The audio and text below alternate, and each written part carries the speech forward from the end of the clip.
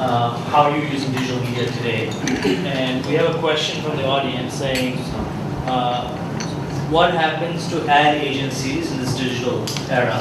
So Sony, how is Sony using today in your current role digital media, and how are you using ad agencies now?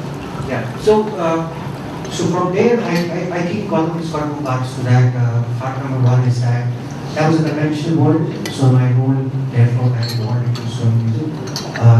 What I did before Sony Music was also like consulting for a while, where I worked with a bunch of companies, and specifically, then this is now the world is on 2.0 and 3.0, right? And this is where a huge thing called social media has come. So therefore, what I do now is, as a whole, I do incubation. Second thing, as a company, what we do in terms of digital media is release much of our music socially. There is no physical format. I think, as you will go forward in time, 60 to 70% of the music consumption is going to happen on the physical platform. How music companies and Sony specifically is using digital media is a bunch of things. First, creating some content. Second, integration of a lot of music and the call to action that happens to that music with the first video interaction that you see.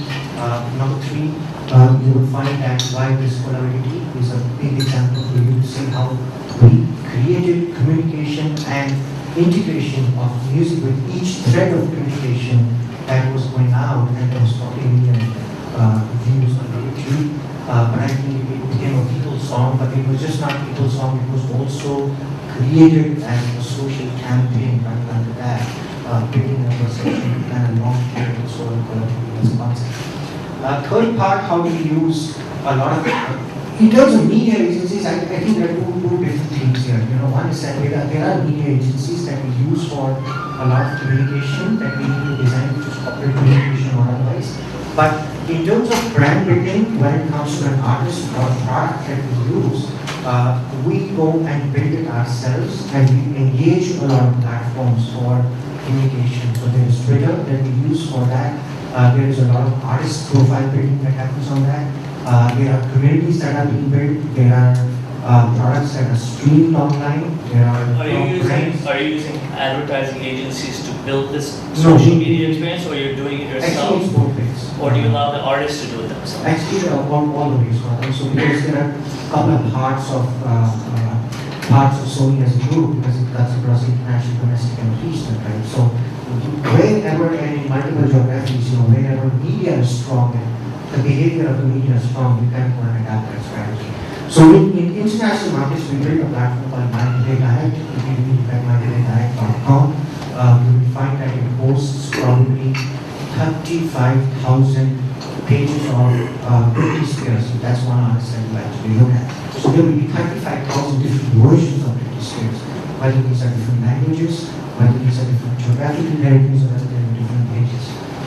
Second way, we introduce music through, especially in the markets like the US, we introduce now music through a lot of interactive applications. If you look at one of the biggest game that was on iTunes App Store last year is Pinball Slayer. Pinball Slayer integrated one of our album releases that went on and released the music on Pinball as a gaming format. Number three, I think the way you got to look at the integration of how Farmville introduced Lady Gaga, which is a universal artist, but Lady Gaga became one of the trump cards between Farmville, and that's how the music got released. So social media, just to answer what I think it completely depends on the market, it depends on where you are, what you're doing with that, and I think effectively as a company we use conventional marketing, which comes from Hollywood soundtrack. A lot of producers use that. Music is the second hero to any Hollywood soundtrack, because music opens your film in any which way, and the journey of the music is actually much beyond that. Last part of that, I think the big question here, from a right standpoint, I can make you understand is that in all of this canvas of social media and otherwise going digital, the biggest thing that is going to emerge in India is going to be the publishing business. We very, very clearly see that publishing is going to be driving much of the business going forward in time. what I clearly see personally coming out of, I'm not a record label guy, but I've worked with the music business all my life. So I see it very differently from a bunch of other perspectives. And what I see here is that this whole conventional linear way of business, the way you see I pay for something and I'm going to get something back at the end of that, is all getting into an access-based and subscription-based environment. And as a market, we are a subscription-based market. So if we are a TV subscription market, we can pay $2 a month watching 99 channels, free to air, advertising built in for that, and we can do that. So I think the role of social media here is at multiple levels. But we are in urban markets within India, we're finding it that the role is in terms of communication and engagement. In smaller markets, which are yet not ready but still very mobile-centric, we are finding that it's through the communication. You can start looking at things like a Convenal, Karopati, and a lot of people are interacting on IVR or an SMS and trying to get into that policy. So that game is going to be in some form of shape. And last week, that there are opportunities that are being created by companies like OML, which are interactive with the artist and emerging artist segment. In my view, I think the music business is pretty much going back globally. The 60s when our records came in, and we're pretty much finding the signs that as the independent artist movement emerges, not only globally but locally, internet is actually where it's emerging. And I hope I'm able to add some stuff here. So Vijay, I have a quick question for you, which is, we have a couple of questions from the audience, and you can keep sending it to my Twitter, GK Gandhi. We have a question about piracy, which we'll get to a little later, but this question about what happens to ad agencies in the digital age, I find a very interesting question. I would love for you to share openly, how much money did you spend on social media promotion? And you said your investors were forcing you to put some hoardings and things like that on. Sponsors. And how much did you spend on that? And it was a very open conversation, and kind of what you saw as the return. And I have this one hypothesis which I want you to address in the same question, which is, I feel a lot of non-social media, like television and newspaper, a lot of it now is very ego-driven. And I'll tell you why I mean by that. A lot of promoters, when they see an ad on the front page of Times of India or whatever your favorite newspaper is or television channel, it's very nice for them to tell their family members and their neighbors and their colleagues and their competitors. Did you see my ad, on TV? Did you see my ad in the newspaper?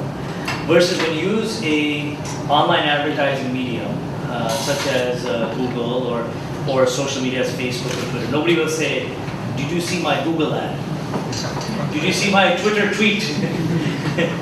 So I feel a lot of times, traditional advertising now is also a little bit driven by ego. And since you were saying some of your sponsors were saying that we want to see hoardings, I'd like you also to comment on that, on my theory, and also openly share how much you spent on social and how much you spent on that, and how you saw the return. So people who are making these decisions in the audience can make a better informed decision. That is it hype or is it really worth the return on investment? Just to begin with, what happens to ad agencies? I think most ad agencies have evolved into two divisions as far as digital is concerned. Most of them have content creation divisions for digital. So if you're making a 30-second ad for TV, you're doing a 3-minute viral for online as well. That's one way. And second, a lot of them have evolved into divisions which have digital buying divisions right now. So apart from just a media strategy, they will have a digital strategy. So I think most ad agencies didn't have the option but to evolve to do this. It really wasn't a choice, and almost all of them are either acquired companies or started this in-house. As far as our concert, kind of an example, in fact, happy to put down very specific numbers. Typically, let's say there's a age-old strategy which used to happen in concerts or entertainment. So if the event costs you 10 rupees, you will spend media about 20 rupees. That's like a 1:2 ratio because only 5,000 or 10,000 people can come to an event where the brand gets mileages from the amplification of it, which is all kind of really changed now. So we spend about 11 lakhs in terms of social media promotion, which essentially went between Google advertising and Facebook advertising. important part of what Gautam kind of mentioned of which of that is fluff and what is effective is very important. For us, buying Facebook likes is not a priority because Facebook likes doesn't really kind of convert into ticket sales, and we are very focused on if someone buys a ticket, we make money. I have no agenda with 150,000 people being on the festival page because the event gets over in 1 week and I'm not going to do anything with that. What's really important and effective is, for example, majority of the David Guetta fans in that case, where do they find his music? On YouTube. Not on VH1, which you play once in a day and no one's going to just play the channel for an entire day. So our YouTube advertising was very effective in terms of anytime someone looked for David Guetta, and that's the easiest thing to do. If you're from India, looking for his video, and if you know that he's coming to the country, you'll possibly go for the concert. And it's a no-brainer. You don't really need to be engaged. How much did you spend on YouTube advertising? We spent about 3.5 to 4 lakhs or between Google AdWords, which is people who were looking for David Guetta on a Google page, to about YouTube. Just give a sense to the audience. How many people know what Google AdWords is? Just do it. Good for you. How many are paying customers? Even better. Well, maybe we can work on that. I have in fact a bunch of panels maybe from one question that I asked is how many of you, slightly different audience, but watched an MTV or Channel V or something in the last 24 hours? But, and how many of you were on YouTube or Google in the last 24 hours? And this is, I do a lot of this in colleges, and that's an alarming stat where yeah, you know, in fact, in college, I know more people watch videos and movies on their computer and don't even own television. Yeah, because I asked how many people own televisions, and like very few people raise their hands. most Indian households are one television household, where between 8 to 11, your mom and aunt kind of monopolize that time of time. So that's when you kind of own land. And what also is very effective about the digital advertising part of it is there's no spillover. So when I'm buying a front page ad in Times of India, which will possibly cost me about 18 to 20 lakhs in one of the major cities, yes, it has a subscription of about 7.5 lakh people, but genuinely majority of the 7.5 lakh people don't really care at all about what, first of all, it's a blind spot because you're just kind of flipping through. Second, out of that 7.5 lakh, maybe 5,000 or 10,000 care about something which is as niche as an electronic dance music DJ, you know, who kind of really cares about that and that other thing. Whereas in case of a Google or Facebook advertising, with Facebook it was effective. In fact, one way where it's possibly getting some spectacular footage out of it. One way where it's really useful is every time you book an artist, so we're doing another tour about 1 month from now. Before, maybe about 5 years ago, I would possibly call my friends at the label and ask them how many CDs have they sold. And they'd say, okay, 10,000, 15,000, so I'm calculating 15,000 CDs are sold, 100,000 are downloaded illegally, so there are 120,000 fans. But now it's very straightforward because I look at the Google Trends for India and how many Facebook users in India have them in their favorite pages. So that's how we actually arrived at David Guetta as an artist, because that was 10 times the number of YouTube, which for us we know is a fairly big artist. So you're saying you selected which artist to bring by using social media. We buy talent based completely on social media trends. And if you look at the numbers, because let's say we invest about $3 to $4 million on talent, on which is booking artist fees, that number is actually completely dependent on social media usage. So it's an ancillary in some level of how money is being spent. But it's the most effective thing, because if I know that I can, there are a lot of other hip hop acts that really come to us, let's say Jay-Z or Kanye West, who are huge. But we just look at India numbers and we know that it doesn't really mean much here. And I have data to back it. And what sponsors who really underwrite 50 to 60% of your costs, the moment they see these statistics, the investment becomes much easier, because the brands are struggling with their digital strategy. They don't know what to do. They don't have a lot of money, and all that they're doing is buying Facebook likes. But now you've got 1 million people sitting on your Facebook page. What are you going to do with them? You know, so they need content, and that content has become an important part of it, because that content can be shared, and it always looks good on a brand manager's presentation of 100 million people saw it or got through it, and whatever formulas they use. How many people are familiar with Google Trends? Have you heard of Google Trends? So I'll just give you, just to interrupt just for a second. Google Trends, you can Google it, will allows you to sort of see, based on a relative scale, what people are searching for. So whatever product and service you had, you can see what people are searching for and where they're searching for it from. So within India, within specific parts of India, and then you can kind of get a sense of what maybe the demand is for these type of products. It's a very interesting way, and I'm sure that's what you did with your artists. Yeah. You can basically just type in the artist name, see It's- how you're looking for it. As ridiculous as when we did David Guerra, we realized that the maximum number of searches came from Jaipur. So we actually ran ads in Jaipur, and in the top 5 was Ludhiana. So we actually ran print ads in Jaipur and Ludhiana based on the data that we got, because we figured there are fans within these cities. So you get as specific as that, and that's how you spend your money. So when we spend about 11 to 12 lakhs on social media, overall on traditional media we would have spent about 30, about good 40-45 lakhs odd.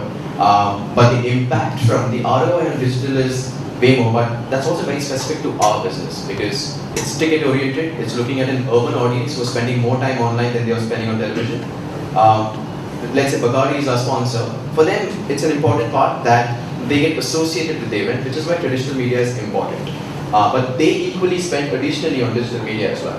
So that shift is happening pretty rapidly. But I think it's about to reach a plateau in terms of what we see is a lot of brands now have a big question mark about what to do with it next. Everyone's trying to create a viral, and everyone posts a lovely example and everything, but it's not that easy. How much did you spend on offline media? About 40-45 lakhs, which is your traditional media. So 45 lakhs offline and online? Online about 11-12 lakhs. So, well, you said online is much more effective. So It's absolutely effective. why did you spend so much more on offline? Let's say even if you have to do, you're doing 3 cities, 3 front page ads across 3 cities, about 21 lakhs. So essentially what you're doing is very little, but that costs a lot more money. So typically in a concert, someone would spend about a crore and a half on a concert of the scale that we're doing. On offline. Since you're such a big believer in social media and online, I'm just curious to know why you actually spent that much money on it. So there are 2 things. Our revenues come from 2 sources. About 65% of our revenue came from sponsorships, and 35% came from ticketing. And the sponsorship revenue is dependent on the amplification that you show them. And the amplification that, for example, if you show them, we did about a crore and a half worth of television advertising, which we got as a partner. We didn't spend for it. It was a television partner. But for the sponsor, who is the investor in that sense, that advertising is still very important. What's become important, what's relevant is they would have wanted a crore of advertising, now they only want 40. And it's just going to go lower and lower over the next 4 to 5 years. So there's already a big shift in that. Just that doing anything offline costs a lot of money. So even if there is this huge building in Gurgaon called the Ship Building, which is essentially where all the corporates are. Outdoor on that costs about 40 lakhs for about, I think, a fortnight or 21 days odd.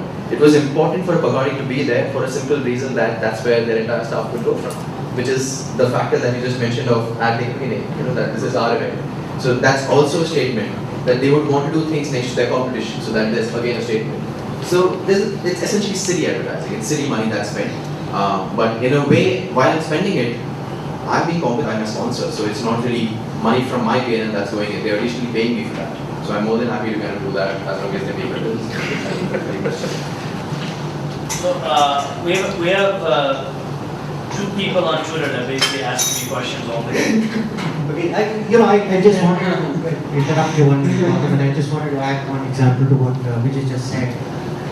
There's an artist we broke in UK. You guys go on YouTube and check it out. Fantastic app called Suligan Awesome.